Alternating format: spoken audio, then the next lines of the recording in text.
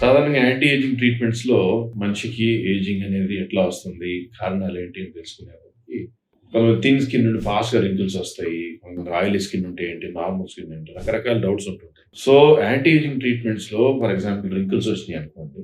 దానికి బొటాక్స్ లాంటిది ఏదో ఇస్తే ఆ రింకిల్స్ అక్కడ ఆగిపోయి ఫర్దర్ అక్కడ రింకిల్స్ ఫార్మ్ అవ్వకుండా ఆ లైన్స్ లాంటివి వెళ్ళిపోయి స్మూతర్ స్కిన్ రావడానికి బొటాక్స్ అనేది చేస్తుంటారు. కానీ అది 5, 6 నెలలే పనిచేస్తుంది. అలా కాకుండా స్కిన్‌లో బ్రైట్‌నెస్ అంతా పోయి ఏజింగ్ సైన్స్‌లా ఉండి ఆ బ్రైట్‌నెస్ కళ ఇదివరకు ఉన్న కళలా లేదు అనేటువంటి ఆటిలకి స్కిన్ బూస్టర్స్ అని వచ్చినాయి. సంవత్సరానికి ఒక్కసారి పెయిన్‌లెస్‌గా జస్ట్ అలా ఒక 20, 30 మినిట్స్‌లో అయిపోయే ప్రొసీజర్ చేసుకున్నాక ఒక 10 డేస్‌కి ఒక గ్లో లాంటిది స్కిన్‌లో బ్రైట్‌నెస్, స్కిన్‌లో ఏజ్ తక్కువైనట్టు, పోర్స్ రిఫైన్ అయినట్టు, చిన్న చిన్న పోర్స్ క్లోజ్ అయిపోయినట్టు, ఫైన్ లైన్స్ వానిష్ అయినట్టు, స్కిన్‌లో బాగా హెల్త్ పెరిగినట్టు ఉంటుంది. That is skin boosters.